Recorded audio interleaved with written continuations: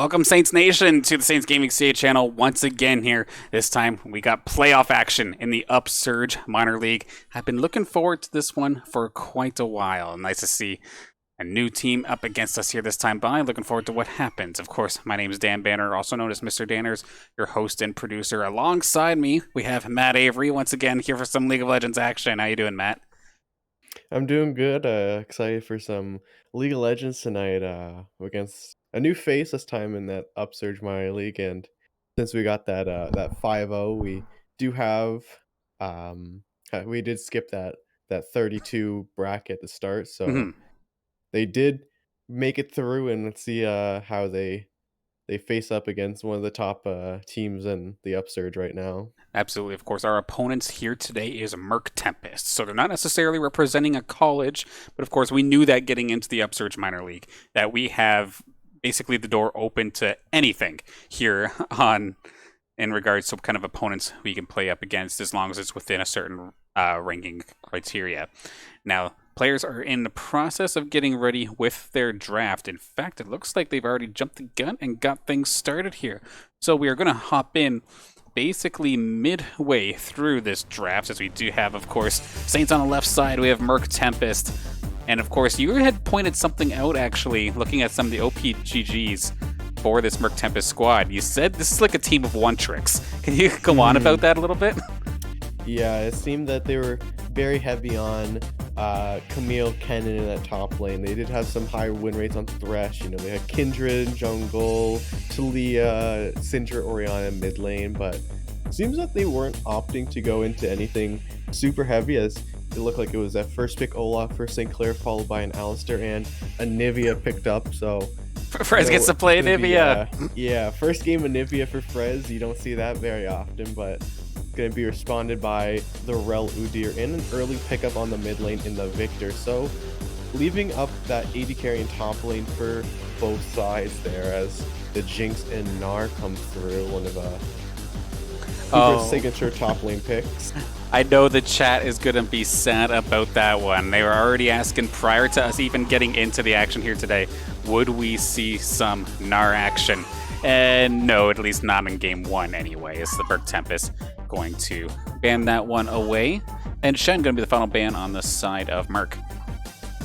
Yeah, and Jinx coming through on the ban from St. Clair, one of the ADCs that's been picking up some speed recently, as she's gotten some buffs over the last little while, and the IMs just feel really good on her, as she can just pop off really hard, any kill or assist or any objective taken. So a good ban, followed by the Aphelios getting rid of anything that they might want to throw down there. And from the looks of it, for Murk Tempest, they did have an AC who played the majority of everything in that bot lane, just whatever was good in the meta or something, and looking like a Vayne potentially. It wouldn't be a bad game, but they're going to opt for the Gragas flex in that top and support, or Gragas is top actually, because they've already locked in everything. So just going to be Gragas in the top lane for the side of Murk Tempest. So I'll have to see what Saints want to respond to. It could be something like the Renekton coming out. It's often a common matchup in that top lane. The Saints might just take the Vayne for themselves, and they will. Sure enough. It'll be Lazi on that Vayne down the bot lane, giving Cooper some more time to think through what he wants to go into this Gragas with. And it's interesting that they left the AD carry pick towards the very end for the side of Murk anyway. It's interesting because he was the one team, or the one player you actually mentioned. It's like, this is the only guy who's like plays strictly meta. So he's not strictly one or two tricking things like the rest of his squad. It's going to be the Mordekaiser actually to finish off this St. Clair lineup. So we just still have the one more on the side of Murk Tempest. Who are we going to see for their AD carry? Quite a few bans off of it. It's going to be an odd one, I think. Yeah, it could be something like a Tristana coming out. She's been picking up some heat. You know, it could be anything that can give some impact and utility in his bot lane that pairs well with Rel.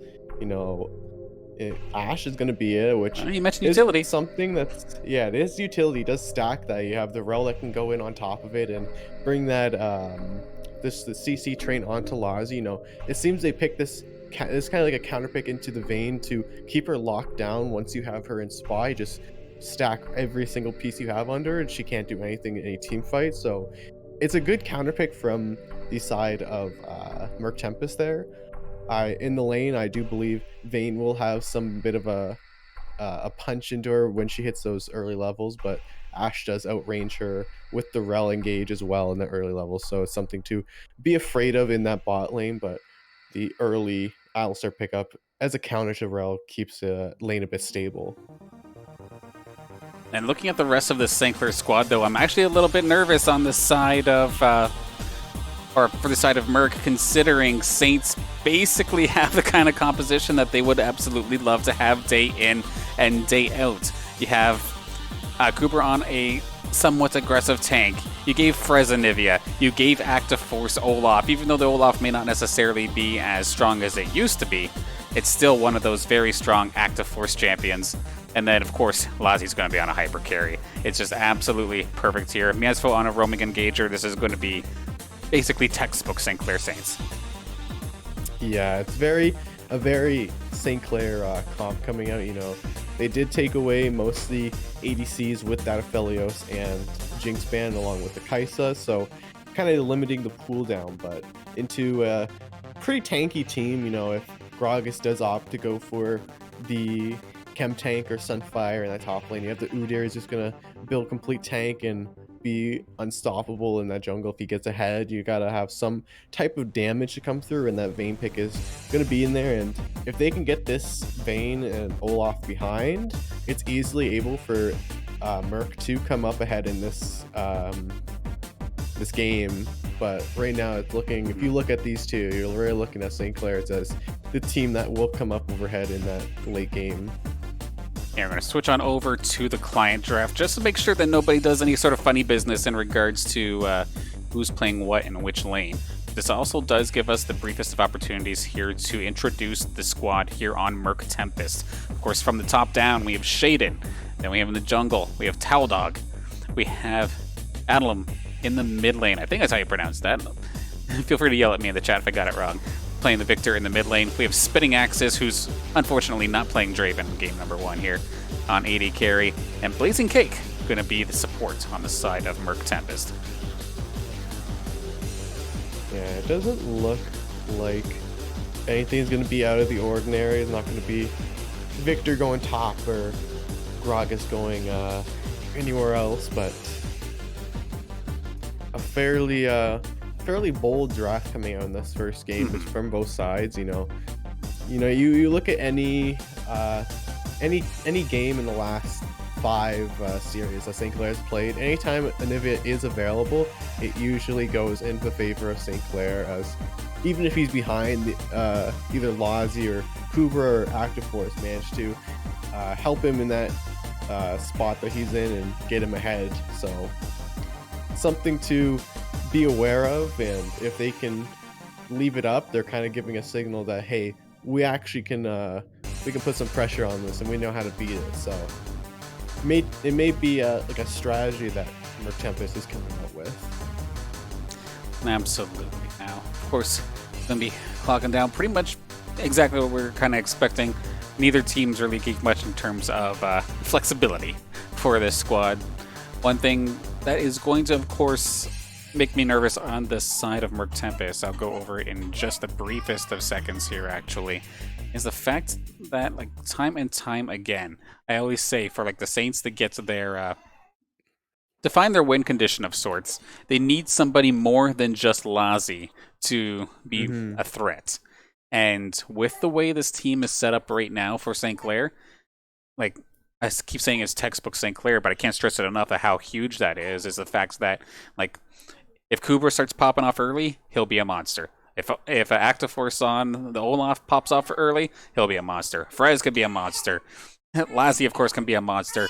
And then Miensvo, I mean, it's going to be a monster in a whole different regard, being able to just constantly tank everything and make these engagements. So, absolutely looking good for the side of St. Clair. That being said, though, there is a good amount of CC on the side of side of Murk Tempest that can definitely throw things off. Picks can definitely happen. Lots of displacement, lots of stuns. Hmm. Ash into Rel is going to be brutal. Ash into or Udyr into Ash, like just Ash and the Gragas. There's so Yeah. much stuff that can actually happen to get somebody smoked here from the side of St. Clair that it's not Yeah. necessarily a It's surefire thing, which makes things nice and interesting. it's hard for St. Clair here because if you misstep once, you're gonna instantly be engaged on. You could have a flash W from the route pulled in, and then you have a Victor gravitational field on top of it. You have that Gragas with the E flash, Ash arrow on top. A lot of single target, but at the same time, they have that AoE from the Rel and the Victor, along with that Gragas cast to be able to pull them even further back. So it's going to be a really hard time for St. Clair to get around these team fights if they don't play it properly. They have to be able to play it around the engages. They let them engage, then they go in afterwards. Let them use everything. If they don't execute that properly, this is going to go very poorly for St. Clair. I mean, of course, the St. Clair squad coming in off of a hot streak, but quickly throw it on over to what's been going down in the Upsurge minor league as of the last little bit. Of course, they had themselves the perfect season. They started off with a Defiant 2-0, Wichita Wolves 2-0, University of Southern California 2-0. We have more where that came from. We have St. Clair versus the Penguin Brigade. That was the only team all season that took even a game off of St. Clair. And then New Age Esports to finish things off there with the 2-0 as well. So Saints definitely feeling confident, and it's with team compositions, I feel like this, that they're able to make it happen. I obviously want to see a good match among all else here. So Murk Tempest, still have faith. You're in the top 16 for a reason. Want to see us fight hard and give our Saints a run Mhm. for the money. And to be honest, if you end up turning the tables on you, I know this is the Saints' hometown stream and whatnot, but if it's a good match, I want to see Murk do well at the same time. So Yeah. looking forward to that as we're just about to get ready to load on in. Spectator delay is just about done. So while I have a second before we hop into game number one, a couple thank yous before we get started. That being our sponsors, St. Clair College, the Zuckerman School of Business Information Technology, PC Outlet, Tim Hortons, the St. Clair SRC, and the St. Clair College Alumni Association. Thank you for sponsoring us here at the St. Clair Saints varsity esports team. And of course, big thank you to everybody tuning in already here to support the Saints squad. Of course, we have an exciting best of three here tonight, and we're just about to get started. Players are loading in. Who wins the skin game? Looks like our Saints win the skin game. Obviously, that doesn't actually mean anything, but funny little thing in itself here. And I don't know, is there anything else specific before you load on in that you'll be specifically taking a look at, Matt? I don't think there's anything major that we haven't already pointed out. I think just looking at this loading screen, you have a lot of um a lot of speed on the side of uh Merc Tempest, as you have everyone on the top half running that phase rush. So being able to keep up with St. Clair when they try and disengage is going to be huge. But as well, the Alistair is running phase rush compared to something like a Aftershock. So he's going to be very squishy compared to a normal Alistair is. So Okay. in those early levels, he's going to be able to just get poked out easily, and his engages are meant to be able to keep up with them rather than to withstand it. So they're looking to quickly burst them down, get the kill, and then get out. But if this doesn't work out, he's going to be really, really squishy before he hits that six. Yeah, I was gonna say, so how long would he have before like he could start feeling comfortable? Is it strictly as soon as he gets his ultimate that he'll stop worrying a little bit, or even going into the late game because of his um not talent selection, why am I brain farting on the term, but because of what he selected there, the phase rush, is that gonna affect him late game at all? It can, a lot of the engages has to look around his ulti being up.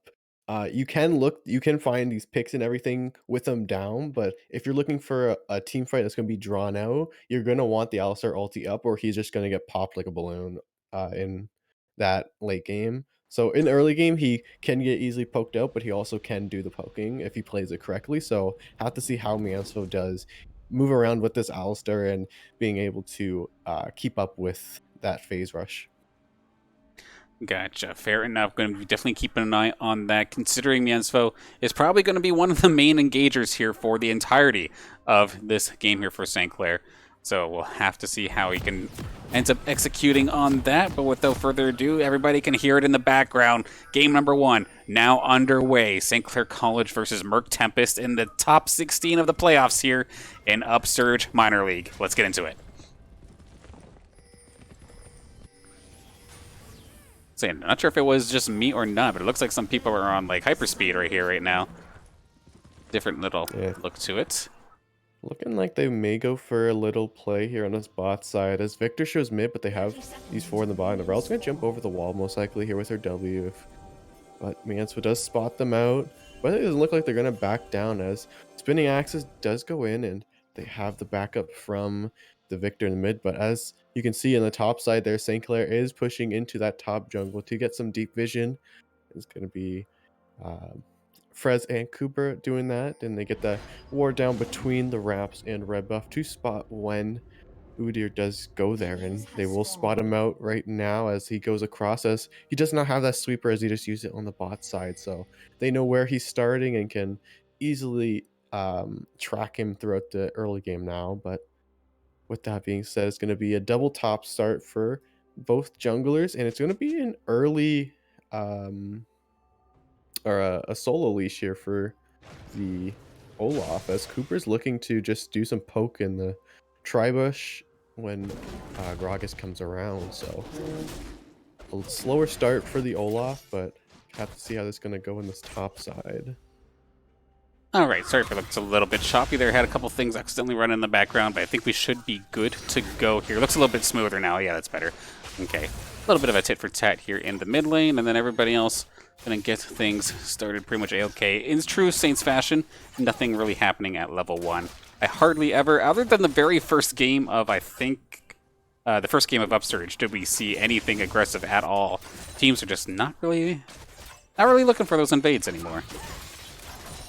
Yeah, and not really, you don't ever see anyone really invade anymore, as in maybe getting some low, but here goes that Alistar getting really damaged out here as the Rel engages, but won't burn any summoners, as doesn't have to. He's just gonna walk out there and burn both pots actually for both sides of them, and that level 2 comes through for Murk Tempest, so a good push from them to get this lane pressure going. Absolutely, able to stop any sort of early aggression from St. Clair, but them hitting level 2 first, which is always good. Nice little trade there. Even though Frez is a level down, still able to pack a punch there. One of the many cool things there about Anivia in general. Just the basic combo even just absolutely stings. Now, taking a look down at the bottom side here as we look at our bot, or not our bot lane, our top lane, just kind of trading back and forth. We do have both junglers around the bot lane. Could very well look to make a move down there. We have Miensfo. He doesn't ward the river, so at least if the Udyr, if Towel Dog does decide to make a trip down there, it is going to get spotted out. But it does look like nothing is going to end up happening. Just looking to go for maybe, well, not an early dragon. It's still there, a minute and 30 still to go. But maybe looking to make a play before that dragon spawns. Yeah, and it's going to be, looks like a trade in Scudlers, unless it looks like they actually may meet as the Victor is being pushed in that mid lane, and Udyr wants to go for it and doesn't really have the pressure, but it looks like he's going for a top gank potentially if Uber isn't careful. Actually, no, he's already back. My mistake. So just going to be a little tussle for the Scuttle Crab in that jungle. But it seems Act Force is going to have to give it away potentially, as he does have the top pressure from Kuber's early back. Yeah, so no real engagement still in there. 45 seconds on the first dragon if they want to think about that, but of course still super early in the game. Very few junglers can really look to make that play, especially by themselves. No Warwick or anything in this game, not this time. Not really ever in regards to competitive, but overall, let's take a look at some of the early CS numbers here for both teams. Majority of the lanes doing pretty well, or like pretty even rather, than up in the top lane. Right now, it is Kubra who seems to be ahead of things. So we do see Active Force making his way up top. Are they going to look for an early dive? They're thinking about it. Going to give him one extra little chop, then move on their merry way. Yeah, a bit of a forced gank there from Actiforce. Popped that ghost, and he really wanted to get something out of it, and took a bit of too much damage from that tower, and he wasn't careful. He could have got body slam, but he had to use it to get away from Actiforce in general. And a lot of damage going on to Adlin here from Frez in that Anivia, so you can really see why this pick is banned from, as he just presses W, QE, and just does half your health bar, so. Yep, just one little combo. Granted, at the same time, though, Adlam almost looks like he's walking into these stuns with how accurate, or with the way he's moving around, rather. And as much as I love seeing Frez look good in regards to landing all of his stuns, landing all of his combos, I think Adlam might need to work on his footwork a little bit going into his lane phase. Maybe just doesn't see Anivia too often, but it's hard to tell. Can't exactly see their match history versus their opponents, unless you actually can. That I'm a bot, but Dragon is now available here. Saints going to be making their way over. At least that's going to be Miensfo looking to maybe get the ward down. One ward already on the Dragon. Blazing Cake thinking about the exact same thing. So objectively, both teams pretty much on the same page. So should be interesting to see where this first win rate goes. So from the looks of this first back from the Gragas, that it's potentially going to be an AP Gragas, as he bought a Tomb and a Mana Crystal. So you could be seeing something like a Leandri's or a Luden's come out here from him. So it's going to be interesting to see what he opts to go in the end. It may just be an early little AP item buy, but most likely it's going to end up being an AP item in that top lane to match the Mordekaiser. Right, so if he does end up going for the AP build, of course he's going to be a little bit squishier than your average Gragas. So is he just going to be basically leaving all tank duties to the Udyr? And I guess Blazing Cake as well? Yeah, it's going to be very, you have to focus on this Udyr being tanky along with Blazing Cake, and they will both have a good amount of armor, as it's going to be a gauge here, but Actiforce is over the wall. Took the blast cone. Now he's going to phase rush out there and get back to the safety of his tower. But now you can see St. Clair is pressuring this Udyr on his jungle camp here. Does have a one camp lead over the Olaf, but that's going to most likely get evened out as they steal the big raptor, looked like, from him. So good little invade there from St. Clair.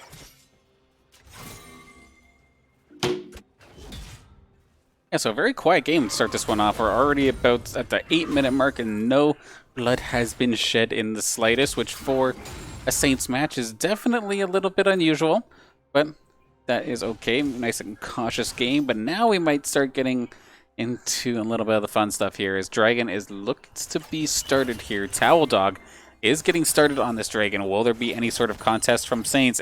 Frez did go back, so that could hurt, but actually they're going to make the teleport say. They're going to take the teleport right down to the bot lane. Here comes Frez, going to try and get spinning axes. That'd be a perfect target to get. Going to be the first blood going down to Miensfo, but this battle is not done just yet. Some massive value coming out of Frez's ultimate. In this case, the Blizzard just doing so much AoE damage. And if they're not done, one more auto attack. Frez is going to finish the job there on the Blazing Cake. How about a nice quick triple to get this game started here? And this should be the Dragon as well. Yeah, that's just a lot of damage and a good pick from St. Clair there onto Ashe. Finding her in early, you thought she was going to be able to get out there, but Frez's damage coming through in the end, just basically one-shotting him. So a really good response from St. Clair on that Dragon. So good start here for St. Clair as they get that 3-0 and the Dragon on top. That was initially started by Murk, so it's going to be a really good start for St. Clair, gaining just roughly under 2,000. Yeah, unfortunately there for the side of Murk Tempest, by the time everybody teleported down, Spinning Axes was already down to like half, if not less, was basically dead, could not get anything started. Tried to use that Enchanted Crystal Arrow to kind of fend off the Saints, but sure, you might lock one player down, but you can't lock down any more really than that. Miensfo is going to come say hello here to Towel Dog, as Actiforce is actually right here as well, being chopped down to size, stun right outside the wall. They're going to flash for it. They are not going to end up doing so. Nice and close, however, really making Towel Dog really frustrated, to say the least. However, nice Ooh. solo kill, or would be a solo kill, if it wasn't for It could be, Fez's actually. egg. Does he have enough DPS? I don't think so. He's going to be just a bit short. Possible engagement down here as Blazing Cake looks to try and start an engage. Would have had Frez, or actually not Frez, that Mansfo, but a nice defense here from Mansfo. He might end up going down trying to keep his AD carry safe. That is going to be the case. So solid little engage there from Spinning Axes and Blazing Cake to at least answer back one kill down in that bot lane. Yeah, and that's that early aggression from the duo in the Ashe and Rel, having the ability to have a 20 CS lead almost on Lazi here, and gonna have that level 6 compared to Mansfield's level 5 from some of the plays he's been making as they haven't been leading their lane. So a good punish for being under leveled and just showing off how squishy he can really be in these engages. And that, especially that Enchanted Crystal Arrow there from Spinning Axes landing onto Lazi, making Mansfo go on full bodyguard mode, as we do see actually an engagement up in this top lane. Are they going to opt for the tower dive? They did some good damage, but opting against it. I'm going to play the safer route at least this time. Maybe look for the Rift Herald instead. Yeah, they push the active force off, and they're going to make Kuber recall. He doesn't have TP, so it's going to be a pretty free Herald as the Rel does rotate in response as well. So a really good response from the side of Murk Tempest. Yep, they're going to pick that up nice and quick. Unless Active Force has anything to say about it, he's going to try to make the attempt. Can he burst it down? I can't tell if he got it or not, but he's not going to be able to pick it up. Nope. Towel Dog going to secure that. Frey's going to shut the door with that ice wall to prevent anything further happening. A solid attempt there from Active Force, but when you saw the 1v3, you maybe just should have kind of backed off there. Yeah, he was really wanting to go in on that. Hopefully steal it, but as the blue smite came down, you kind of knew it wasn't going in his favor. So 4-on-1 turned into a free kill and a Herald picked up, and basically evening out the gold and putting the side of Murk ahead by 500. Yeah, so even considering that first initial battle, it's going to be a nice close matchup, which is, of course, like I was saying in the pre-show, it's exactly what I want to see. We're in the top 16. We better have some good fights here as we move forward in this tournament series. Now, in this mid lane, of course, Frez is going to be ahead because of those, or that kill plus 2 assists. But in regards to CS Adlam, even if he is face tanking all those stuns, still ahead in that regard.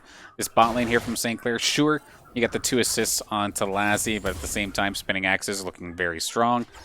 And then taking a look at this top lane, that is going to probably be a sore spot right now on the Murk Tempest side of things. Not only, sure, that Gragas has 1 kill, but it's not going to make up to the fact that he has only 60 CS right now, or almost 60 CS.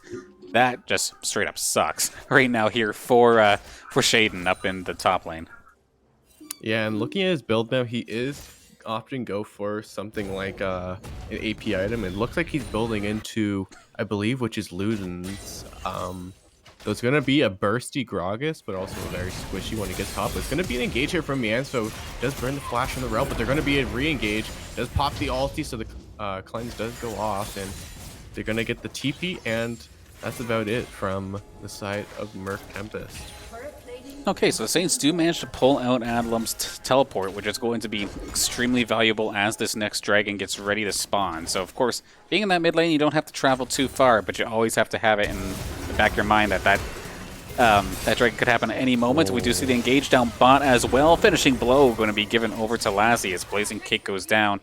Spinning Axes, not too pleased with that, getting a couple of return shots, but nothing to really threaten the Saints as of this moment. And now with that player advantage, make their way open, got themselves an Ocean Drake right around the corner. I'm going to burst this down to half, and they should be a nice easy pickup for Dragon number 2 of the day.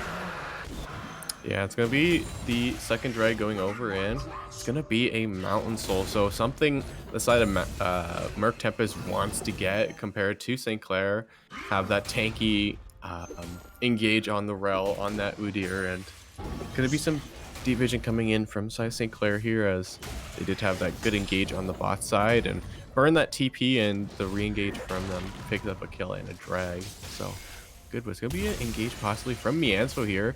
just out of range, barely put the wall in. A bit of miscommunication there from the side of St. Clair as Frez wanted to keep going. It's going to be engaged front onto Lazi here as he just gets cleansed out, but is he going to go down? He is going to go down in the end to the ignite from Blazing Cake, so a good response for that failed gank in the mid lane. Yeah, this bot lane definitely is showing up to play here, and even if Lassie was able to dodge that last little bit of damage, they would have had one extra shot. Spinning Axe's Enchanted Crystal Arrow was right around the corner. Could try to snipe them out there, because it may not do the most amount of damage, but it's perfect for those last hit kind of scenarios. I do see a teleport coming out here alongside Shelly. Rift Herald going to come on out to play. Going to take down this turret completely, so no more turret for the Saints bot lane. Here comes that Enchanted Crystal Arrow right on the Frez. The engagement is going to be kind of forced here for Miensfo. Going to go on in. Active Force is up on the top side, but he is getting kind of shredded down a little bit. Adam gets himself one. Active Force cannot outrun the bear. Going to get absolutely his clawed to the face. 2 kills for nothing for the favor of Murk Tempest. Yeah, really good re-engage there as they do get the pick onto Miensfo as he's trying to draw a timeout, but Adeline keeping Active Force on the side there, not allowing him in the fight, and then allowing Towel to come in and just basically one-shot him as what Udyr does, and putting him even further behind. And looking at Active Force's inventory, it's a very interesting build coming out. He's going for something like a Stride Breaker instead of the normal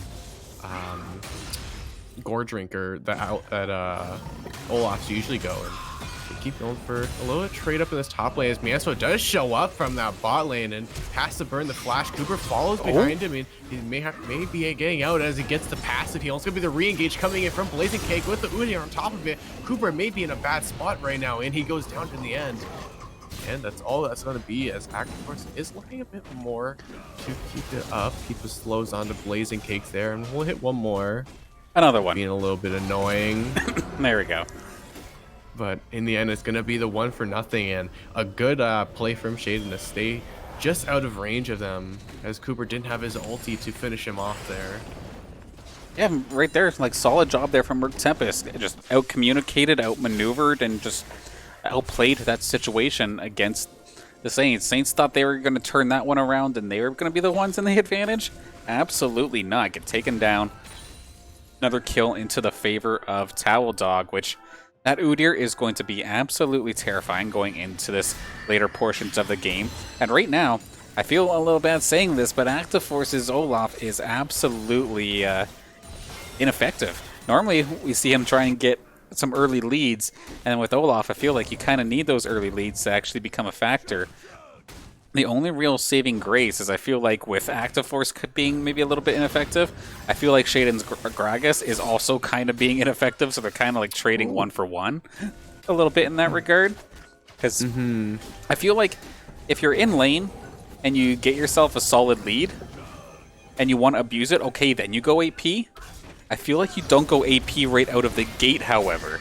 So it's a little bit awkward there for Shaden, but he's at least holding his own once across the board and not too far behind now compared to Kubra. So it'll be interesting to see as this game goes on the effectiveness of these champions. Of course, at the end of the day, I'm just the commentator behind the desk and the producer. I'm not the player, so there's always the chance that something comes out that I'm not 100% aware of. One thing, however, coming out of nowhere is going to be that Enchanted Crystal Arrow.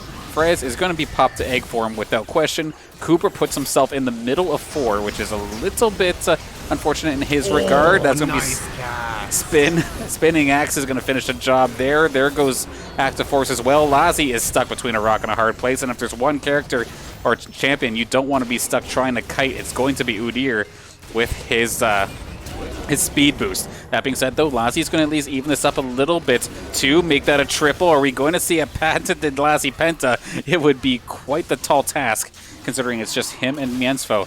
Going to try and actually fruit up a little bit. They might be able to get something started. Nice little shove there from Miensfo. Lazi going to try and take care of Blazing Cake, try and get the 4th kill here, but the bush is going to make things difficult and does not want to engage through that storm.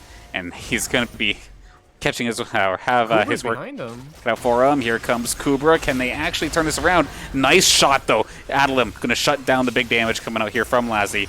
So had a solid run, but is going to end up going down here Cooper going to find Blazing Cake. This fight is not done even yet, but there is no reinforcements here from the Saints.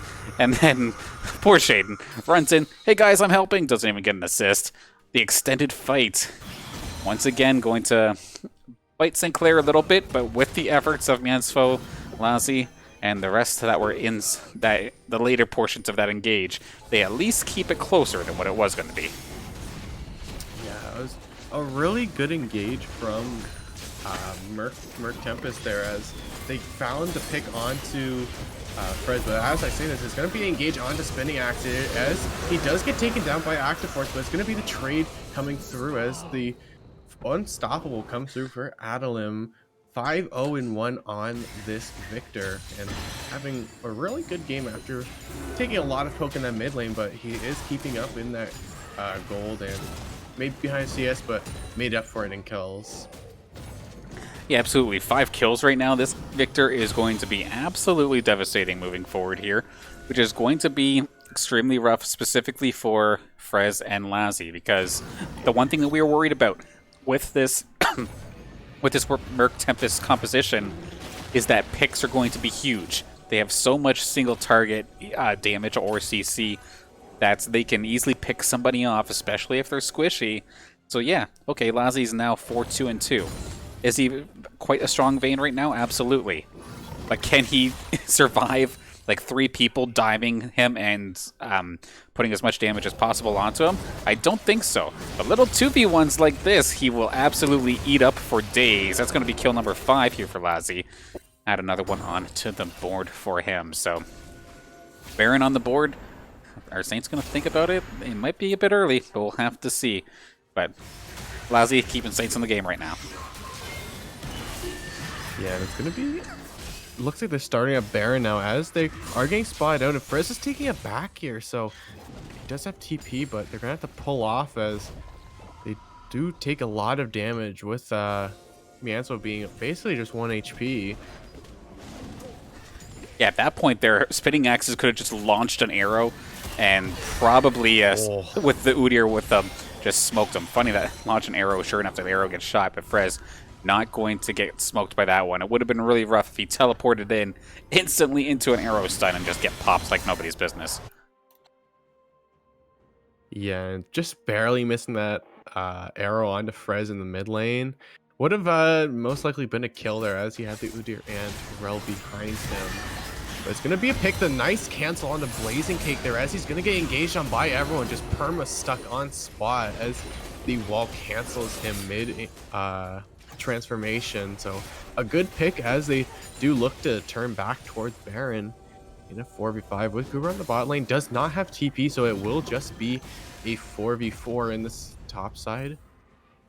They don't have the Ragnarok on Olaf, so if he gets any form of CC done onto him, he's going to die instantly. Yeah, well, here we already down. And this could be a little bit interesting. Cooper about halfway to this fight. Mansfield is going to try and keep everybody shoved away as much as possible. That being said, though, the engage there from Mansfield was right on target. But can they keep Lassie alive? Absolutely not. Adela, we knew he would be a threat, and he absolutely pops Lassie like it's nobody's business. Absolute worst case scenario. They kept the Baron going, and they steal this from the Saints. This is going to be a 4-0 plus a Baron for the side of Murk Tempest. Absolutely nightmare situation for St. Clair. Such a good play from the side of Murk Tempest there, getting the Baron steal and coming out on top with 4 kills. And Cooper stuck in that bot lane. He's gonna get arrowed from below as he takes the tower into the Night Realm, but he's actually gonna go down because of the tower and the shield from Cooper being able to finish him off on top. But it's gonna be mid tower going down as Cooper picks off a bounty there. So really good play on the side of Murk overall, though. Small victories here for St. Clair as they try to get themselves back into this game. I mean, we've seen them come back from crazier deficits than this, but it's definitely a rough start, to say the least, here for this these Upsurge playoffs here, as the last little bit, Murk has been doing exactly that, murking the Saints in basically every single team fight, every single objective, since like the 10-minute mark. So Saints have to like get ready. within the next 40 seconds, there will be another dragon, and I guess that's one of the things that they can look for a possible win condition, of course, getting, say, the Mountain Dragon Soul. But they'd have to get themselves this third one right here, right now. Otherwise, Murk Tempest is going to tie this one up, and it's basically going to put this game onto a standstill, which if they want to then get the soul, then it's probably going to take until like at least the 40-minute mark, 45-minute mark, and they'd have to hope to survive that long. TP coming in. Here we go. Yeah, here comes the engage from St. Clair. They do burn Cooper's TP as they're really looking here. Both chem tanks are down on. Actually, no, chem tank just came out for the Udyr as Vanspo does burn his own.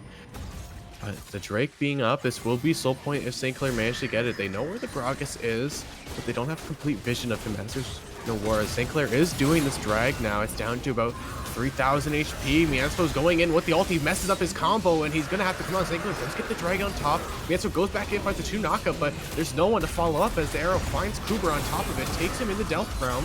It's going to be engaged from Blazing Cake on the bottom side as Blasi does kite him out. The Ragnarok pop, but the flash from Adelin's going to find Blasi and Active Force as Cooper is being run down on his top side and might find himself more, but it's gonna be the 1v1 from Adeline and Frez in the spot lane as Shaden does come around with the Everfrost, but Frez goes into the stasis and comes out to a Q as Cooper does find himself in the wrong side of the jungle on that top side. We'll be able to get the back off unless it's gonna be stopped. Does get spotted out. Oh, he just stopped go for it. Yeah, he's getting stopped as Mianspo's the only one at base right now for another 7 seconds. He does get found again. Towel just barely surviving that, and Cooper is just getting his time wasted as they get it in him in mid lane. I mean, actually couldn't be able to finish it off. Towel Dog did exactly what he needed there. Just slow down Kubra as much as possible. You can tell Kubra was nervous. Thought he had enough damage to burst down Towel Dog if he showed up, but was just short on both occasions. That does allow for the first inhibitor turret to go down, but the inhibitor itself is still alive. So not a ton of pressure still on the Saints at this moment. They were able to get that dragon, so they are on soul point. Active Force was able to burst it down with the rest of the Saints. Right before that engagement happened, it did basically cost Miansfo's life, however, going into that game, or into that fight, rather. So, another 3 minutes or so, or just over 3 minutes before Saints could possibly pick up that soul. But at the same time, there is so much damage. Obviously, with almost 10k gold ahead in regards to Murk Tempest, they probably want to fight right here, right now. Shut this game down nice and quick. Or if it's a fight that's maybe a little bit close, just get the inhibitor and get ready for the Baron, because there's going to be so much on the table within this next couple minutes. Yeah, and with the Baron coming up in about 90 seconds, this really is going to be the decider for the entire game. As Blazing does get caught out here and just gets completely shredded. The Lazi pickup with the E there finds their main engage, and for the next 30 seconds, it's going to be a St. Clair push straight down mid as they're forcing Adelem to respond. I mean, if they're going to try and somehow engage this player down, they're going to have to rely on Spinning Axe's arrow. Going to have to keep an eye on it, but it's not going to come out here. Solid job for the Saints to get themselves 2 towers. I got to watch out, though. Lastly, it was a little bit split from the team. I was scared. I just see an arrow flying off the right-hand side of the screen in my mind.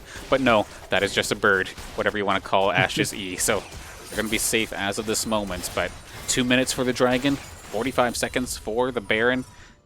Sure, Saints get a couple towers, get themselves a little bit more gold. They need to back up, buy up, whatever they can right here, right now, because this next fight is probably going to make or break it. Yeah, this next fight is going to determine it. If St. Clair do get it, they can hang on for that Mountain Soul that's going to be coming around in the next 100 seconds. As Active Force does get spotted here, the Udyr running up to him, but just going for a low ward clear as the Vayne is on the bot side. Their main engage from Mianspo may get caught out here. Does have the blast going out there and will be able to safely, but it's going to be one way in for Active Force gone now as they do have Adam on the bot side, still pushing, but has that TP, but it's looking like he's going to back off now, getting prepared for this fight. They know it's going to be huge, so the side of Murk is going to be ready. And never mind Rammus. I swear Udyr must be the Sonic the Hedgehog of this game because he pops that even without the chem tank, he just runs so quickly. Which I guess if you're a character that's all about auto attack modifiers and running at people, then it might as well be the case. Ooh. But I got a shot for a second. Shaden got jumped on, but that being said, the Saints are kind of split. Bit of an awkward spot here. Towel Dog going to take a little bit of damage alongside Kubra, but Shaden does get caught out. Big damage. X-Force is going to clean this up alongside the Blizzard from Frez. Actually, that's going to be the shutdown to Frez. So basically, best case scenario here for a Saints engage. They're going to turn on to this Baron. 4v5 in the favor of St. Clair. Let's see if they can hang on to this Baron. However, last time they tried this, they got it stolen. Let's see if they can hang on just a little bit longer. They are going to get it, but it's actually off the Blizzard from Frez. Not even the Smite from Actiforce. It's still active, so again, Actiforce kind of playing with our hearts a little bit, but solid job there for Saints. Get the Baron. Are they going to try an additional engage, however? There's still, of course, the counter engage potential if the Saints split up with that arrow, always looking for that Ash arrow. And to be honest, there's a lot of little members. Yeah, and every member on the side of Murk Tempest has their ulti, as there's going to be a re-engage as Adeline does try and find it, but the huge play finds Lozzy, and he's going to go down. Miansford is the next one to follow, and it's going to be Actiforce getting shredded as well, but Spinning X turns on the Kubra. It's going to be a triple kill for him, just double actually, but he's going to find the next one, and he's going to find all four. That's a penna. It's going to be a quadra kill coming out for Spinning Axes, finding the ace. I thought that was a penna. You're right. You got the call right. That was definitely a quadra, but holy smokes. Spinning Axes comes in clutch for the squad. Beautifully done. This is going to be for sure the inhibitor, if not more. Yeah, and they don't have the TP as Adeline uses it to get into the fight, but it's going to be an inhib, like you said, for this mid lane, but such a huge play coming in from Spinning Axes to find that, and it's all started off by Adeline just chunking out Kubra, but crucially, in that fight where Shaden did get picked off, they did not burn a single ulti on the side of Murk Tempest. Only they burned the Gragas ulti. So St. Clair had no ultis to respond to it, and it was their engage at the start as well. So a really big misplay from St. Clair, but it's going to be the drag going over the Murk Tempest, stalling this soul. I'm so surprised that the Saints continued to push forward like that when they were like 3 of the members left on the squad had less than like half of their HP. That being said, now we have ourselves another possible engage here. Shaden might not be very long for this world, but at the same time, Frez might get picked off, sure enough. Going to absolutely nuke him down like it's nobody's business. Adelim showing why he's so far ahead here in that lane in this game. And then here comes Spinning Axes to finish the job here against Actiforce. Huge arrow coming out here from Spinning Axes as well. Did tank Lozzy. Miansford was just going to sack himself to try and keep Lozzy in this game. Kubra going to take Towel Dog to the Shadow Realm real quick to try and let Lozzy get out of dodge. He is being kind of chased down though. Hot pursuit onto Lozzy. Hot pursuit on the Kubra. The Saints are falling. Extended engages are the absolute bane of the Saints right here, right now. I'm talking about like they had their textbook team composition. Unfortunately, as of right now, we've seen it in OPSE as well. Overextended, pushed, and forced engages might be kind of textbook for the Saints as well at this point. Yeah, and it looks like it may just be game as Lozzy's not even in base, just on that red buff down bot lane, but we'll be coming back as everyone's spawning in. Cooper won't be here with TP or anything for another 20 seconds, but it's just going to be the inhib going down that top lane, so 2 out of the 3 as they probably will rotate to the bot lane to look for something in the next 3 minutes. Definitely unfortunate here for St. Clair. 2 inhibitors down. I don't care how well fed you are as a Vayne or as an Anivia. It's definitely a hard spot to be a part of, but at the same time, talking about fed, look at this Victor. Look at this Ashe. 10 kills, 11 assists for both of them. Adlim's only gone down once, and then Spinning Axis hasn't gone down since like the 15-minute mark. So these are absolutely terrifying carries to try and deal with, and you're going to have to try and get them while dealing with a Gragas that can just like send you pretty much to the moon. You have Udyr, who's going to be right up in your grill like it's nobody's business, and then Blazing Cake's just going to gobble everybody up to make Adlim's life even easier. This is terrifying for the Saints. Yeah, this is going to be a really steep hill for St. Clair to climb as they're down just under 10,000 gold along with 12 kills, so They really need to keep Lazi alive as he just keeps getting picked up every single fight. They find that arrow onto him. They find that Rel engage, and it's just so good for the side of Murk Tempest. Yeah, Tempest just basically, they didn't win it necessarily in draft, but at this point, what is Lassie supposed to do? Even if he was 11-1-1 or something like that, like stupid fed like the rest of the carries on Murk, what are you supposed to do? You're gonna have Udyr in your face without question. You're gonna, like I was saying before, how do you get to the carries? I don't think you really can, and it's a little bit unfortunate because the style that St. Clair is playing right here is the fact that like multiple members can be threats. But I constantly say, like, don't put all your eggs in Lassie's basket. This might have been one of the few times where I wish it kind of was, but he can't do anything. Yeah, and this is going to be a really dire situation for St. Clair now, as all 3 inhibs are down. They may find Blazing. No, Nice he job. will get over the wall this time, so good engage there, or disengage there, my mistake, but it's going to be that Baron coming up in 30 seconds along with Dragon 20, so this is really going to be the do or die for St. Clair now. Which one do the Saints want to prioritize here? Do they want to get the Baron or do they want to try and get the Dragon? And to be honest, I like what side of Murk is doing. They can probably, like, without question, survive if Saints get Baron. But they want to deny this Dragon buff. So without question, gonna burst this down first. They could probably get it done so quickly, considering the amount of damage their team does. Put them on Soul Point now. So an extra little added win condition if they so do choose to use it. And then they have a lot of movement speed. They have a lot of long-range engage. They can get to this Baron. Staying on it. It is Yeah, they're staying on underway. it, but they don't have any way to get into it, as the inhib does spawn in.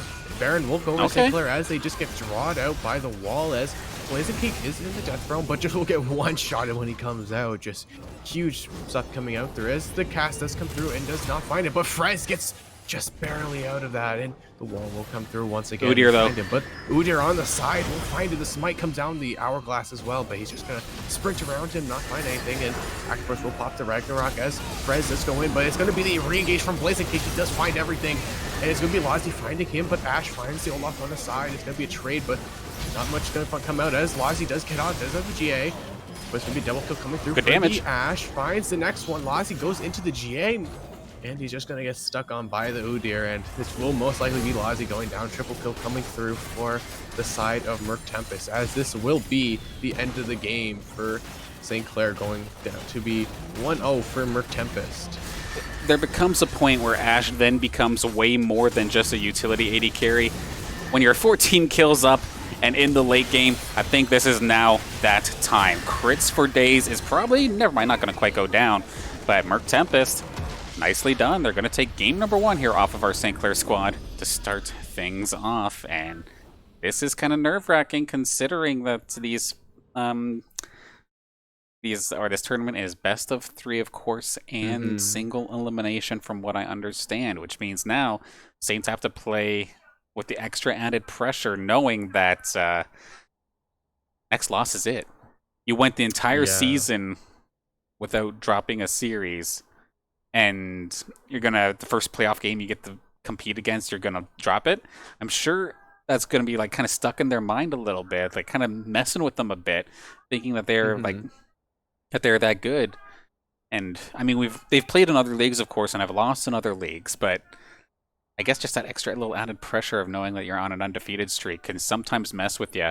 And I really hope they go into this pick and ban phase for the next matchup and really like see what Murk put in front of them here. How do you get to that Ash? How do you get to the Victor? How do you survive the laning phase? And do you just straight up ban Udyr? I personally kind of think so.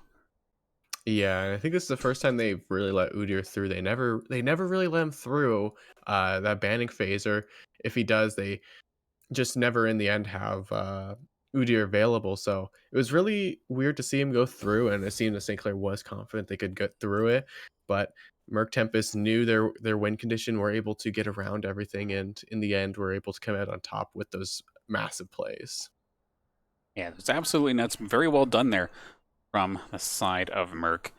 especially like right off the start too. They were looking kind of okay, kind of weak to start things off, but that very well just might have been the composition at work. And in a sense, yes, Saints had a good teleport play, nice and early down in that bot lane, finding themselves 3 kills. Got a couple early Hmm. dragons, but eventually Murk just turned it right around, and it was like good to see for competition wise. Obviously, not too good for the Saints side of things, but. Going into game number 2, I know we kind of mentioned the Udyr and whatnot, but is there any other things specifically that you, like from say the coaches or the players' point of view, would want to change going into this next pick and ban? I don't really think there's much you have to ban for St. Clair. Other than the Udyr, that was really the biggest thing. He set up everyone else. I don't think the Anivia was the best into the Victor. I think it was a good counter pick from Murk Tempest to get ahead in that mid lane, as I believe he went like 10 or 12 that kills that game. So Mhm. He was in was double digits easily for able sure. to get ahead. Yeah, he was easily able to get ahead. Nivea wasn't afraid of them. So that Nivea ban won't most likely come through. And if St. Clair wants to find something, they have to be able to get some more utility at mid lane. That's maybe not on the Nivea, but So do we put active force on a purely like hard engaged tank? Just strictly stick to a tank?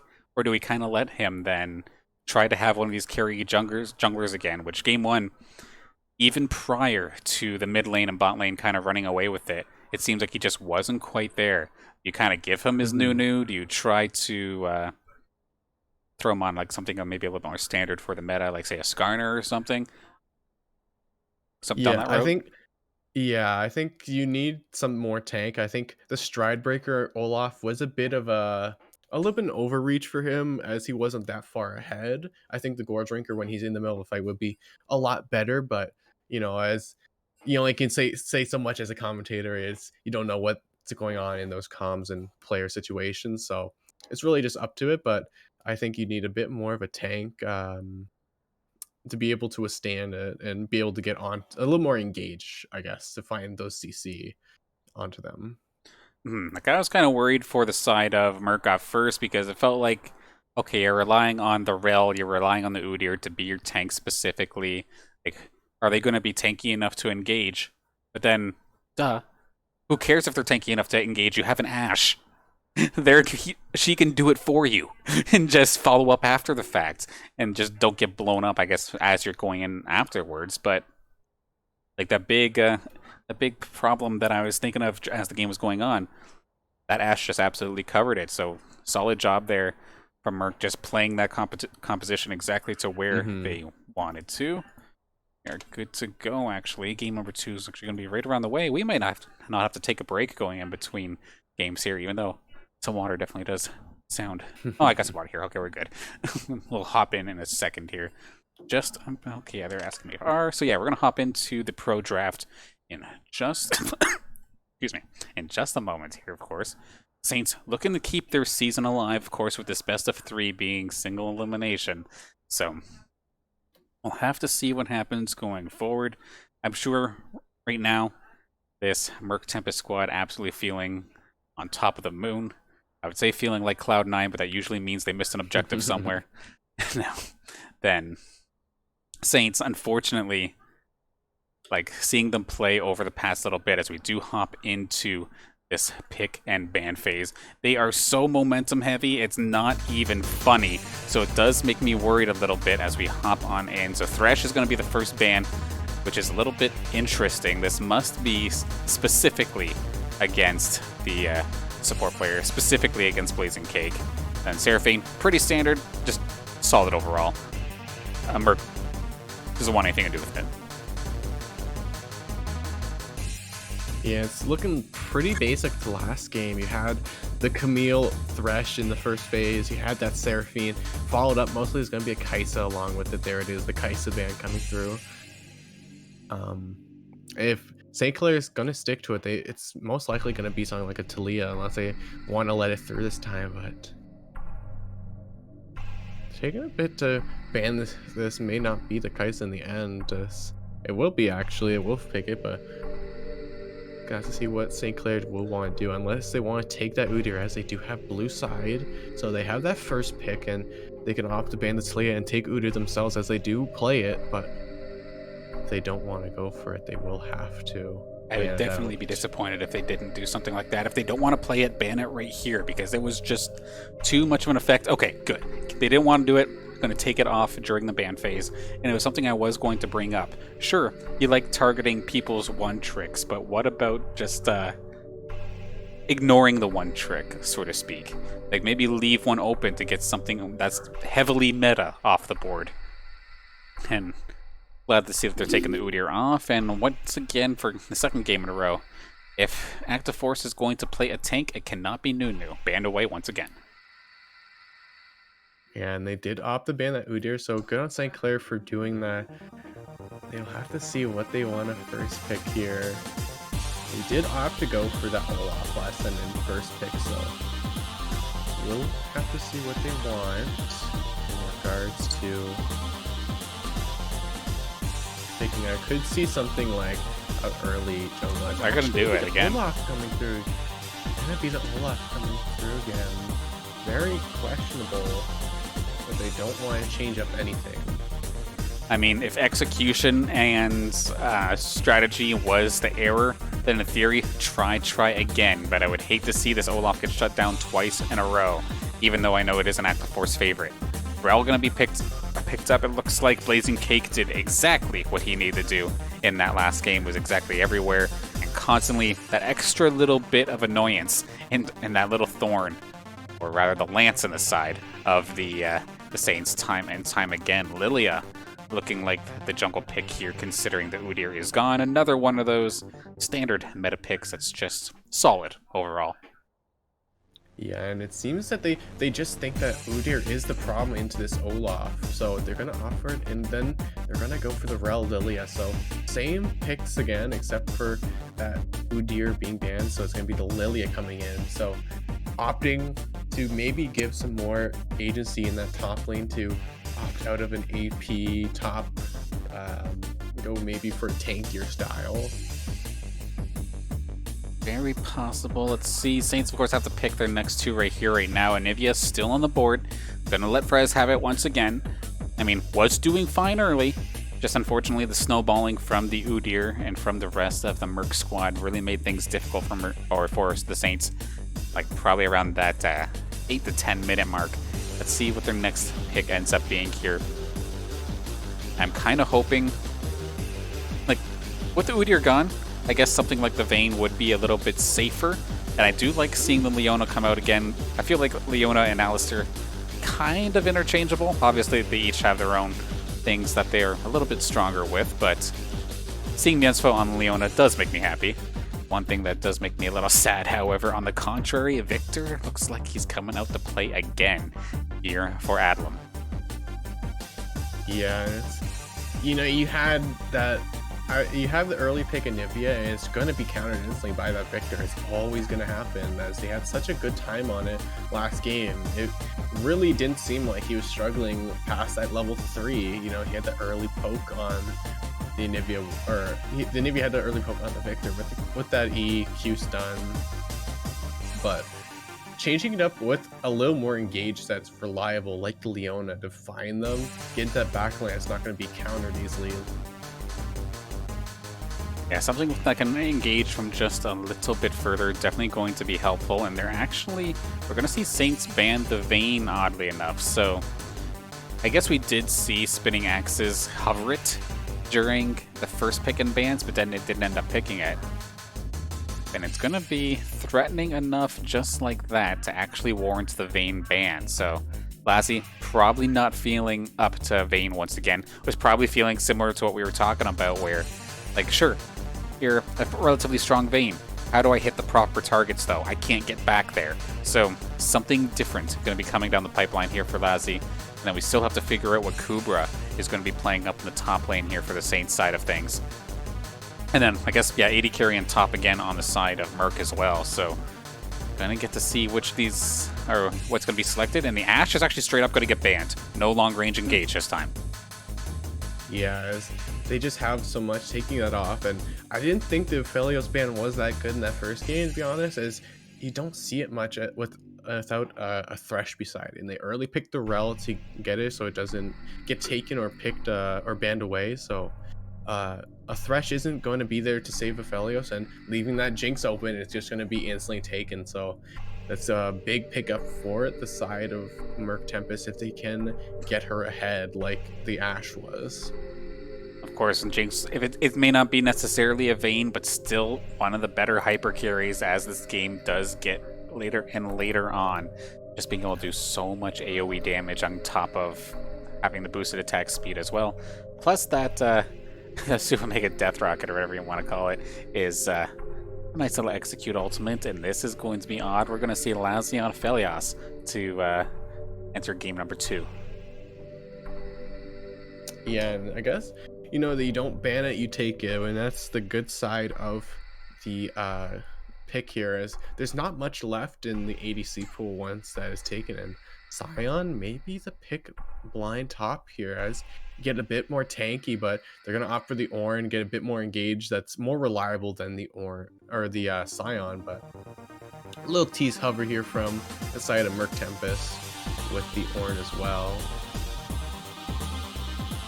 Definitely funny to see if you hover Sion. I take Sion instead, but we'll have to see. Of course, still 10 seconds left. Gragas still on the table if Shaden wants to go back down that route.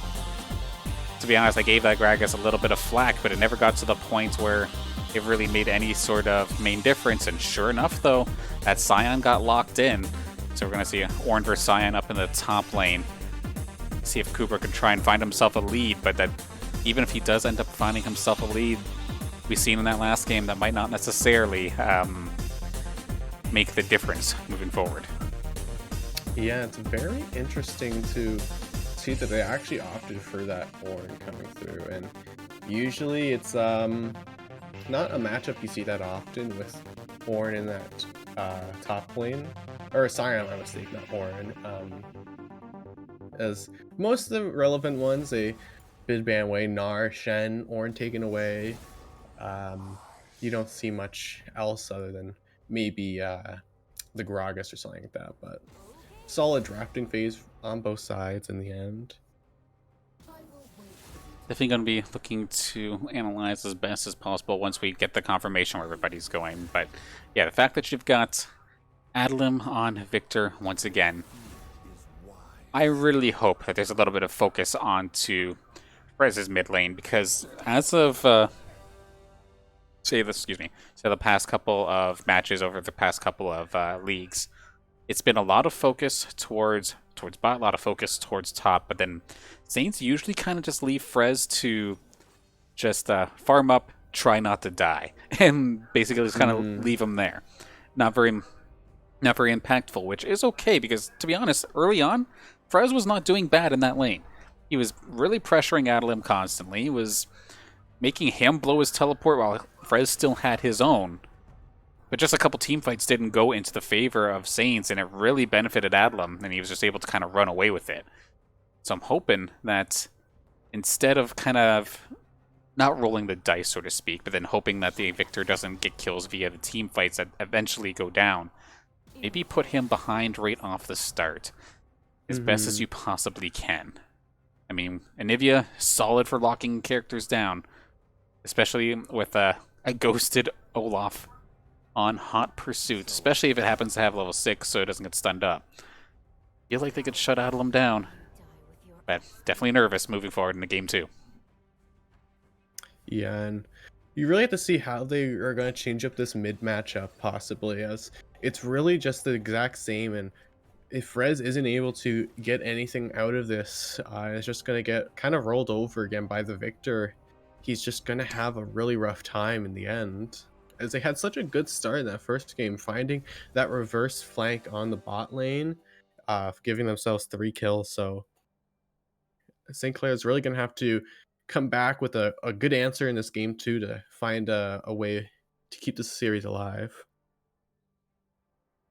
And looking up at this top lane matchup as well, so of course you can have Kubra on the Ornn versus Shaden on the Sion. Sion, I mean, excuse me. I think for the most part, you just build this guy tanky, right? So no matter what, Shaden is going to be an absolute terror to try and deal with, especially just being able to dive in to the middle of a team fight from pretty much anywhere in a lane and still make it there in time. So that ultimate's pretty cool in itself. But then for Kubra, even if he maybe is a little bit behind, at least he can give his team those ornaments, those empowered items, right? So going into late game, maybe a little bit more consistency, regardless of how that lane phase goes. And then lastly on Aphelios, I mean, he's just the jack of all trades, pretty much, right?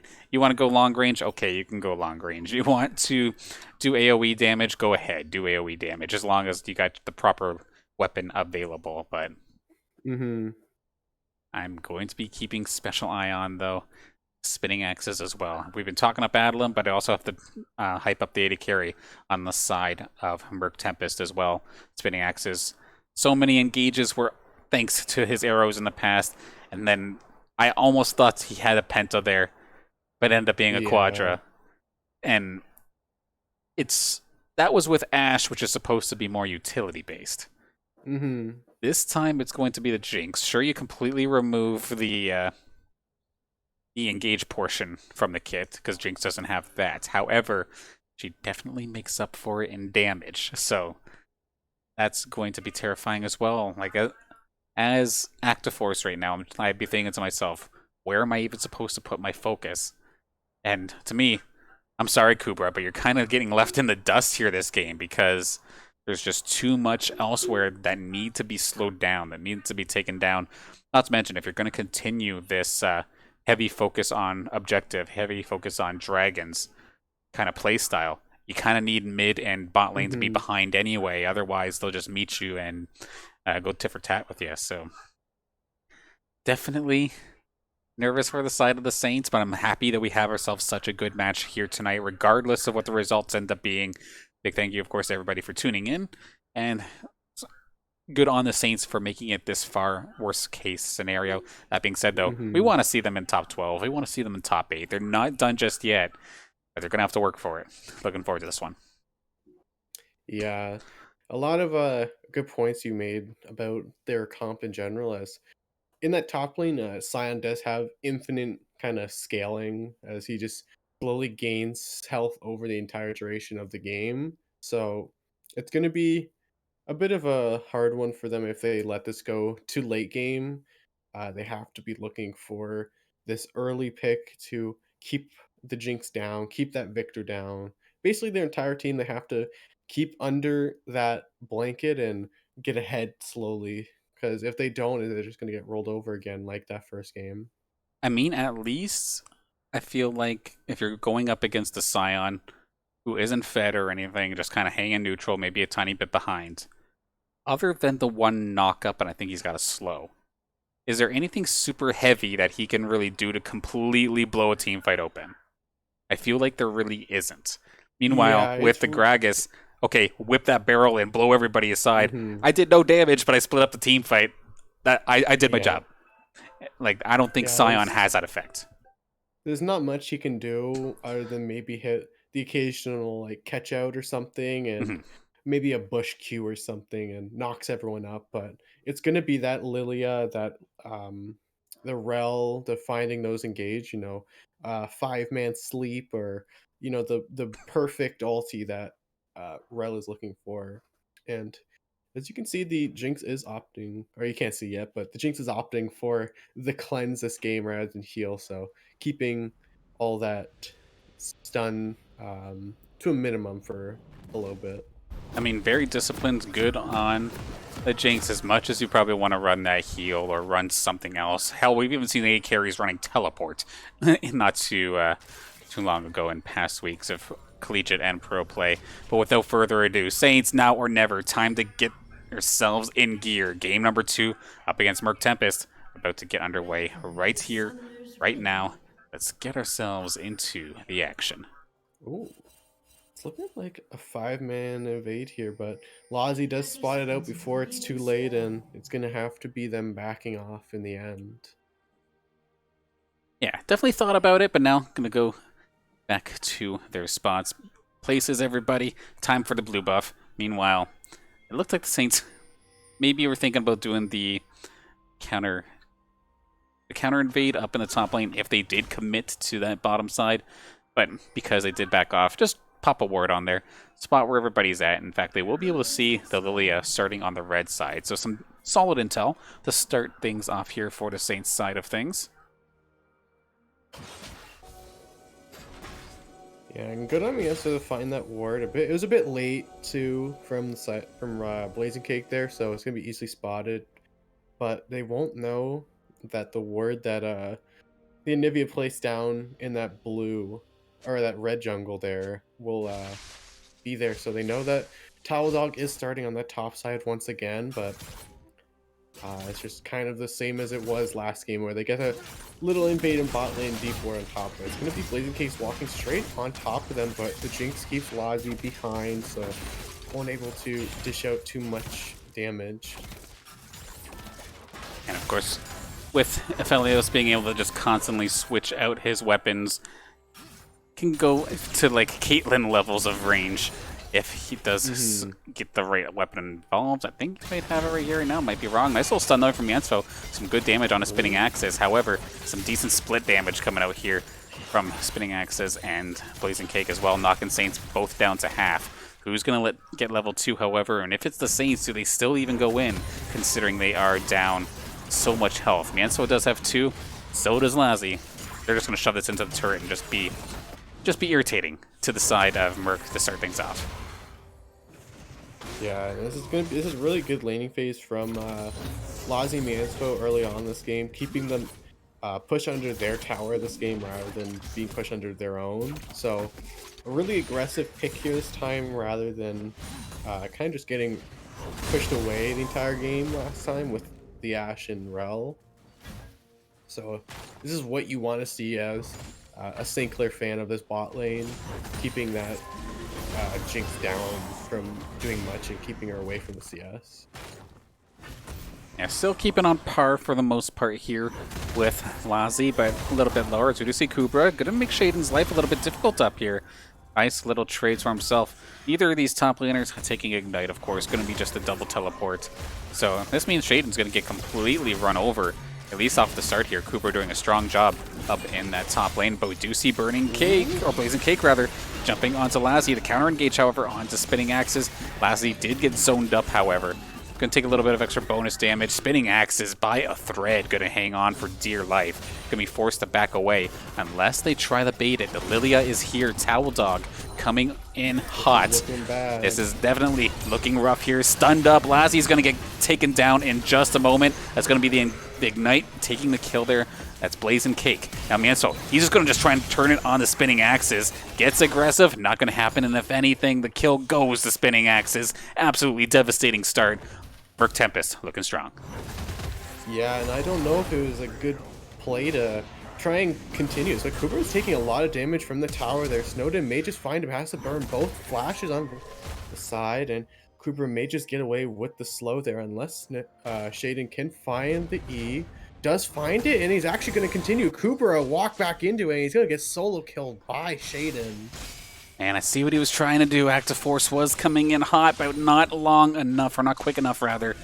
And by the time he even thinks about doing anything funny under the tower, Shaden is going to get out of dodge. Miansfo right onto the mid lane are going to actually get it, but Miansfo is going to pick up the kill. Adlam is getting shut down, but I guess best case scenario, that didn't go exactly into the mid laner's hands, but here comes Towel Dog again, second time showing himself in the lane. Is this going to be the second time he gets himself a kill? Active Force taking to the bushes. As soon as I see people run into this, I assume the worst, and it's going to be the case. Chop, chop, Towel Dog finishing off the Viking. Active Force goes down. Yeah, a bit of a question. That's kind of a ping in my mind of why Active Force is there. Yeah. You're really wondering why Active Force is there. You know, maybe he's expecting Kuber's TP to come in. They're going to tower dive Shaden for the kill, but he just didn't TP and he was walking back the lane, so it may have been a bit of miscommunication. Definitely rough right now here for St. Clair to start things off, especially since I feel like this composition that Murk Tempest has will outscale them. So them having a lead early is absolutely terrifying. And I don't like saying that, when we're only at the 6-minute mark. But Saints definitely need to find something strategically to get themselves back into this game. We're going to see Shaden already has his ultimate, going to try and slow down Kubra for Towel Dog to show up and make the play. Of course, Shaden does have access to some shields on his W, so is going to be able to eat a tower shot, taking minimal damage. But Kubra going to survive A-OK. Lassie just going to keep on shoving this wave in. But Blazing Cake doing a good job setting up the minions here for spinning axes so that all these minions go into turret. Don't really matter. The Jinx can still farm up. Yeah, and that's going to be Drake going over to St. Clair this time. So really good stuff coming through from them to kind of match what has been lost in that top lane. But just kind of a devastating early game here from St. Clair. I mean, once again, Frez kind of going just tit for tat here in the mid lane. Adlam, of course, did get kind of jumped on by Mienso. That's the big highlight there for Mienso so far in this game. That was a solid roam that he did do early. And it looks like he's trying to do it again. Has Hex Flash, but not his main flash if they do opt to go for it. That's pretty close. They are going to opt for it. Going to just walk up, stun. Yeah, don't bother using the E until, okay, never mind. But that's going to be a solid wall there from Frez, but just leaves enough of a hole for Adlam to get out of dodge. And I was mentioning before, I'm not sure if Game 1 was an execution flaw, but right now, in Game 2, I am seeing a lot of execution flaws. Yeah, it's just really not good stuff coming from St. Clair. Just so much miscommunication, it seems, from the side of St. Clair. I don't know if they're kind of stressed underneath the pressure of being knocked out or stuff, but it just seems they're off their game today. Very well might be the case, or at the same time, though, Murk Tempest just showing us exactly why they're this far in the playoffs. Of course, I'm not doing a very good job of being neutral here today, so to speak. I know it says the hometown stream for the Saints, but at the same time, should try to give some props where props is due. And right now, Murk is doing exactly everything that they need to do. They've been baiting out the Saints constantly. The bot lane had spinning axes get extremely low, baited out a double kill. Top lane, Shaden was extremely low, baited out Kubra, got the kill. Same thing for Active Force, got baited up. So basically 2 double kills based off of baiting everybody. And right now, Murk doing exactly what they need to do. Now in regards to Dragons, sure, Saints picked up the first one, so that's going to be a little victory for themselves here, get themselves a win Drake. Next Dragon going to be around in about 3 minutes or so. And Mienso not doing a lot of action down in the bot side of things. Good little engagement. Can he help out Frez to get the finishing blow here? That's actually kind of heartbreaking, to be honest, but still, solid job there for the Saints to secure themselves that kill onto Adlam, put them further and further behind. I never think about that Lance actually doing a ton of damage, but it's going to be the second kill that Mienso is going to get when it could have gone into the pocket of Frez.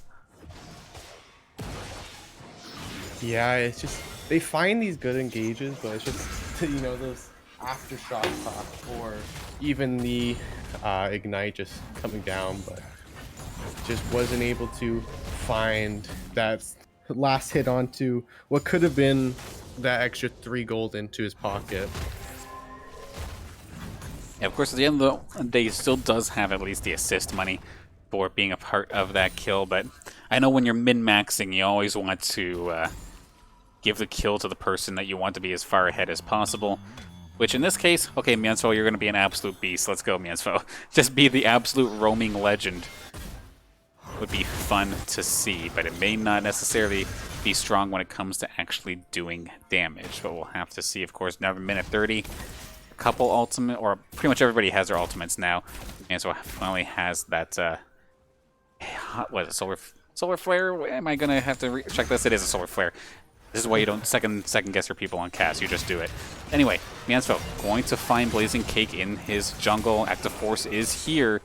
And then there's going to be the solar flare. Barely going to miss Towel Dog as he's forced to flash aside. Blazing Cake going to flash aside. Frez is here as well. Just turn onto one. Towel Dog going to get smashed down here. Frez going to be credited with that kill. Yeah, you know, it's just, you almost can get away, you can taste that freedom, and then you just have a bird right on top of you from a TP from behind. So, bit of a unfortunate one for Towel Dog there. Blazing Cake was looking to go in there, but I don't think had any cooldowns up for his W, so was forced to back out, and it's going to be the Herald dropped here on the side of St. Clair. Just will get Lazi some plates here. Yeah, it's going to go to actually all three of them, so not any solo plates, but Frez is taking some damage here versus Adelim, and it's going to be a bit of a disengage from all sides now. And at least until Frez gets his cooldowns back up, because he could basically two-piece combo Adelim at this point. And he is, of course, no kills right now, even on CS, but 2 deaths. And Frez, well, he found himself his first kill down in that bot lane, but he's at least been a part of 2 others. And Anivia already has that chilling frost damage that can be absolutely devastating. That was the ultimate coming out of Lassie, just barely going to go wide. But this should still allow for Dragon to show up here. We do see Mienzfo, Lassie, and Frez hovering around it. I think Active Force is currently in progress of taking it down. Hop on over. Sure enough, he's going to be able to take that down momentarily. Uncontested, and similar to last game, Saint's going to go up 2 Dragons early. Yeah, it's going to be the Ocean Dragon this time, as both Cloud and Mountain were taken, so bit of a different one as usual, but just barely missing that Swirl Seed and getting clipped on the exit by the stun, so Frez staying safe there and getting away from any danger that may have ensued from that. Now, one thing I'm worried about, sure, when these team fights have been happening, Saints have been doing an overall solid job since the a couple minutes ago and whatnot, but what happens when we start getting back into 5-on-5s? Once the Ornn, once the Scion both actually show up to a fight, TP'd in, ready to go, how is that fight going to happen? We may not figure out for another 4 minutes or so when the next Dragon shows up, but lots of time for the Saints to still get themselves farmed up as best as possible. Definitely going to be nervous, though, when it gets to that point. And have to see how these next 10 minutes go for both sides, and it's going to be Herald spawning about 2 minutes, so may be a little fight that breaks out then, as Drake was just claimed about a minute ago. It's just going to go back to farming, as there's a CS lead in every lane except for that mid, where it's basically dead even as Victor and Anivia go for backs and gets the blue buff. That was a Hex Flash warning shot there coming out of Blazing Cake. Second time. Been a little bit off in regards to that, but just enough to scare the Saints, I suppose. Just keep imagining Blazing Cake jumping in with ult ready, gobbling them all up into like a Super Mega Death Rocket or something like that, but not going to happen, at least not yet. Still have lots of time here for both teams.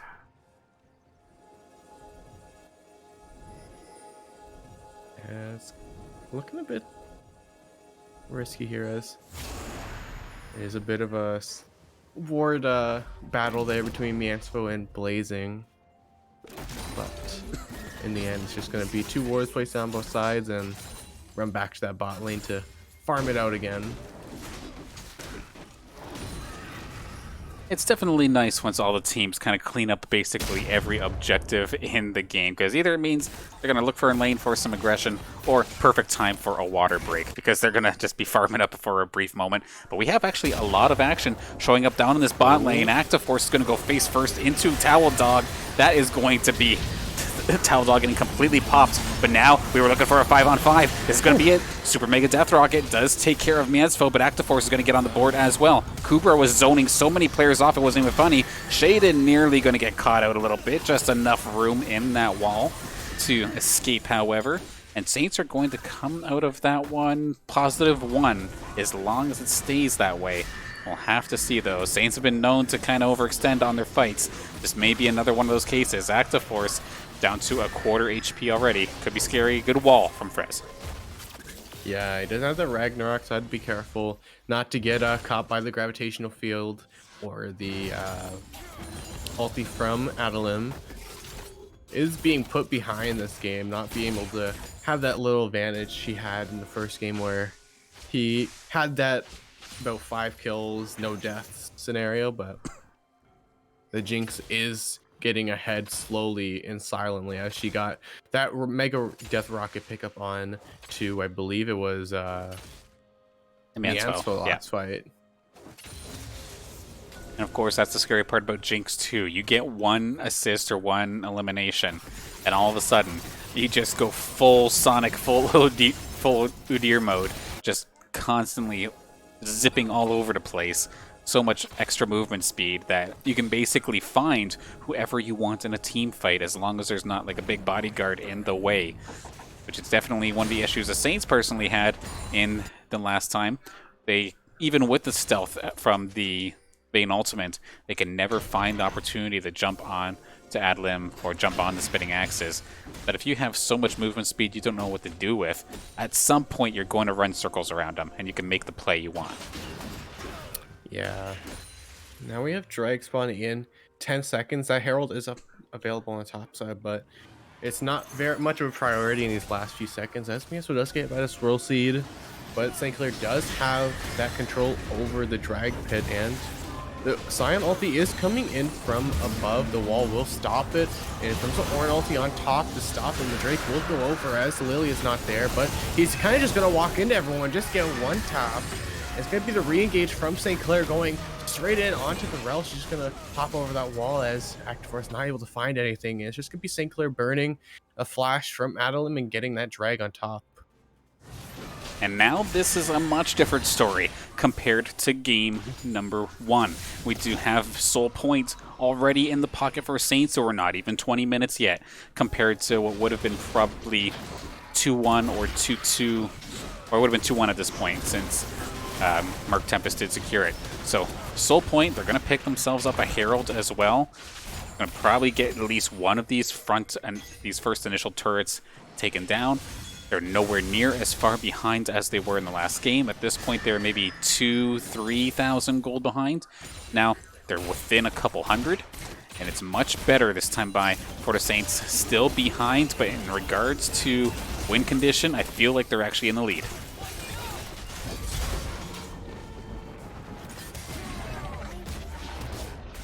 And they're actually going to keep this going here. Blaze and Cake's going to get jumped on.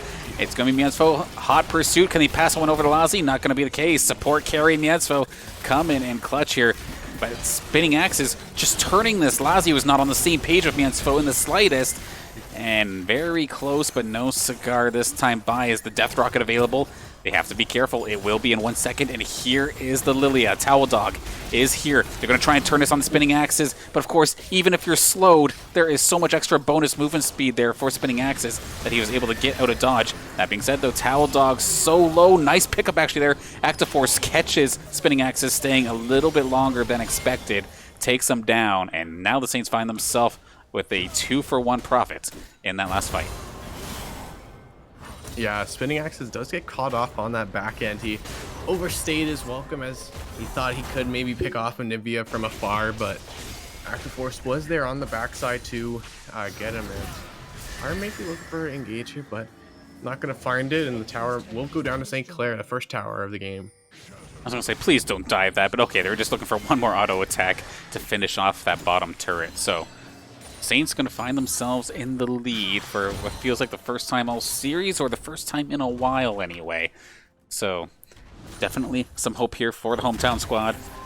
So far, so good for them. The main thing that I'm going to be personally worried about is spinning axes once again. I mean, 4-1, still a fantastic stat line. In the lead in regards to CS as well, at least for Lazi. While he may not have the kills, he does have the assists. So I would say that they're just about even. But at least you also have Frez, who's doing absolutely fantastic, finding his spots and getting involved in a ton of eliminations as well. So it's not going to be all on Lazi's shoulders this time. Yeah, they have a lot of the kills actually are going into Frez now, so he's able to actually pick it up better than last game at least. You know, I believe he was like 1-2 at this time, and his victor was maybe like 5-0.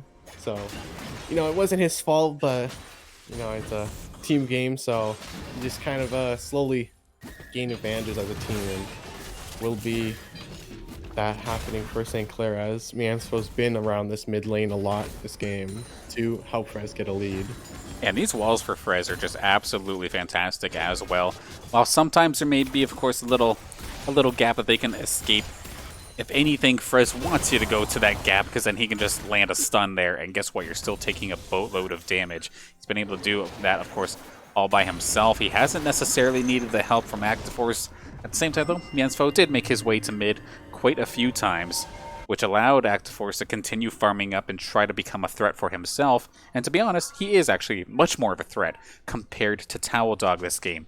Towel Dog on this Lilia feels basically ineffective, at least as of right now, but of course, that ultimate put everybody to sleep could very well turn a team fight still in its own right, even if Lilia is not the one doing the damage herself, so definitely gonna be something to keep an eye on. If you see Active Force getting face checked by Blazing Cake, going to meet her with an axe. Kubra, that's a stopwatch that's going to be broken, but it is just a stopwatch, not the end of the world.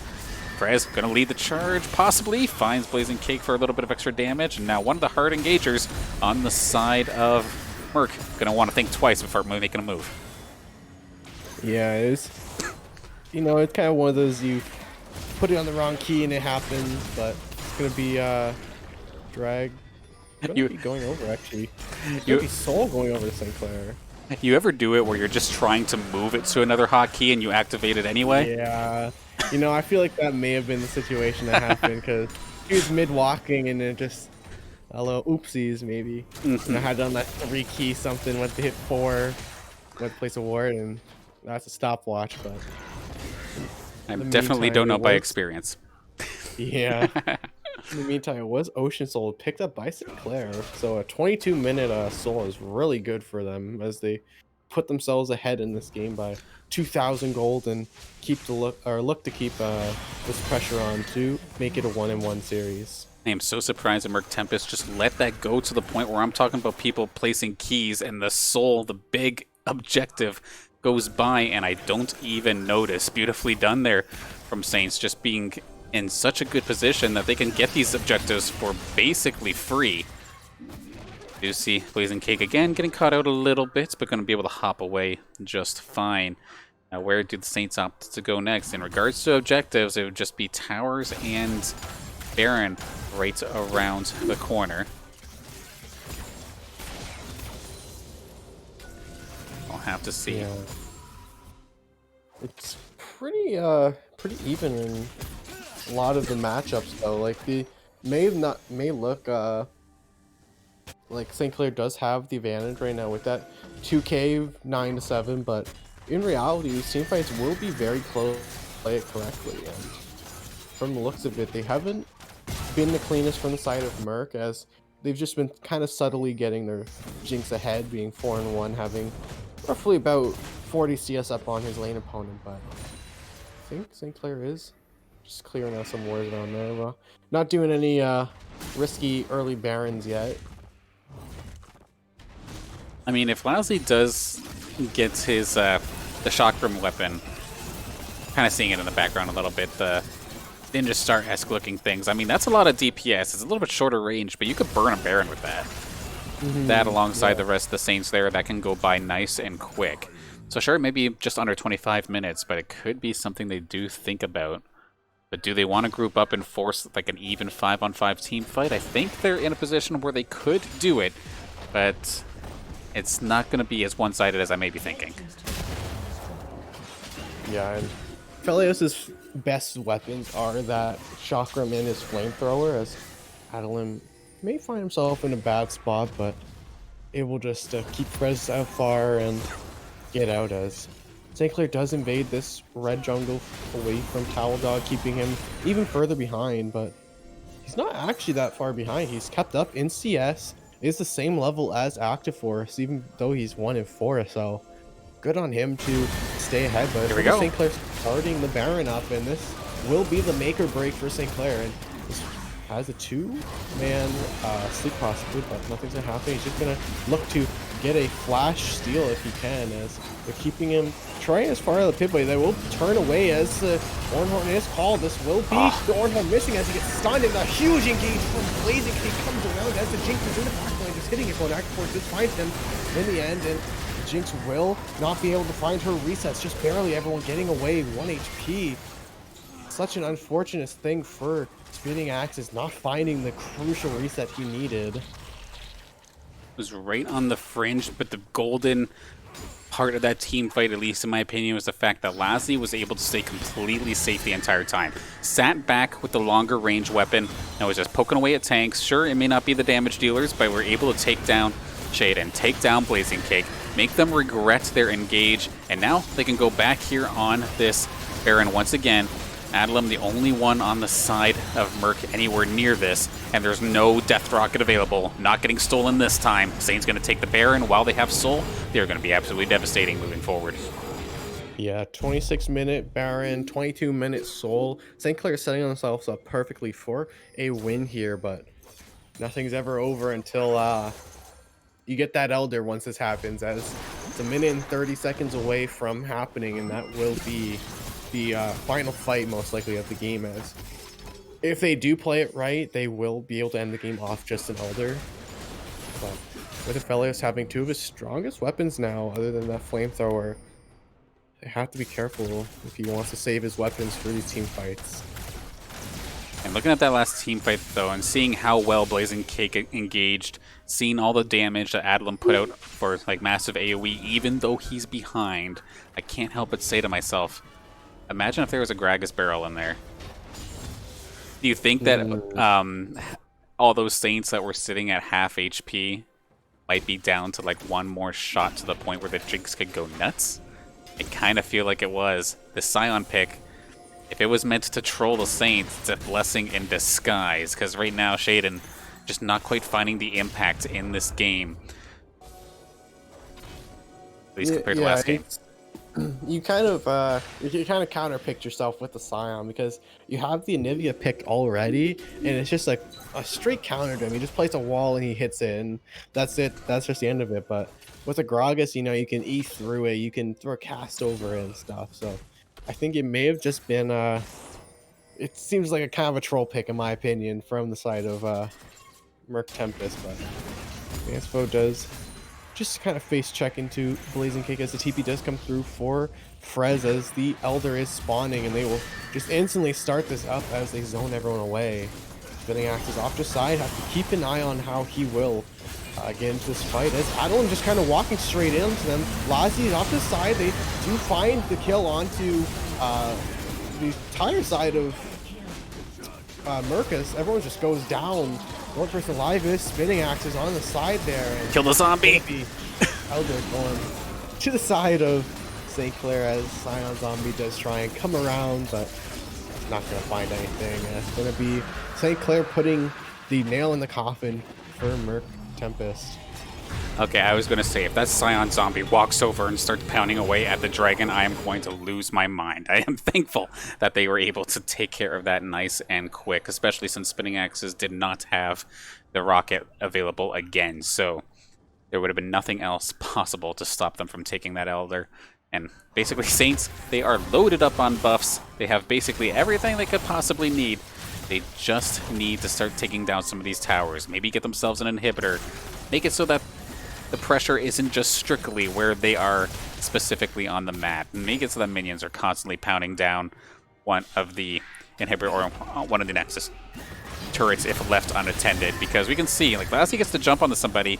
He does okay damage still, but it's not like Ashe crit or Caitlyn crit levels of damage.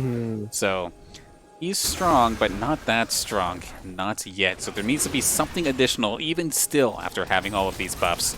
And it looks like Saints are going to just gather up, shove mid to start things off. One turret down. Just a matter of dealing with this inhibitor turret. Some decent damage getting put onto Shaden as well. Good catch for Frez. Just poke away. Try not to get yourselves too low, because you let that Jinx go nuts, she can still do tons of damage.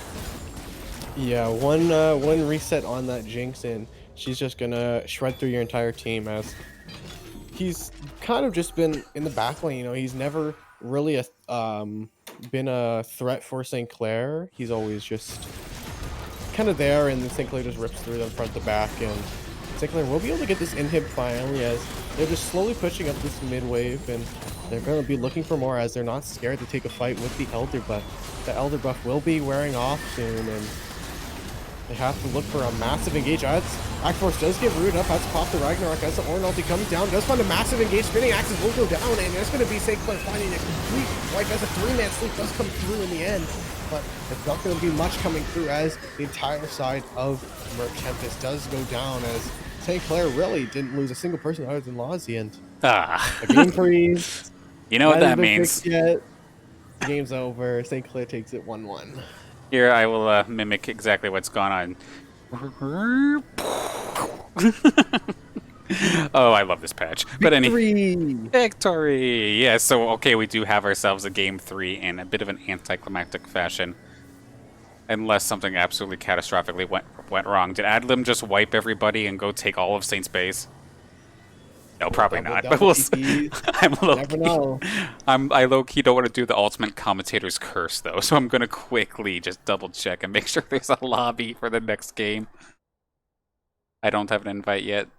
Okay, no, it did go into St. Clair's favor, it looks like. So, okay. Yeah, okay, so nothing crazy happened.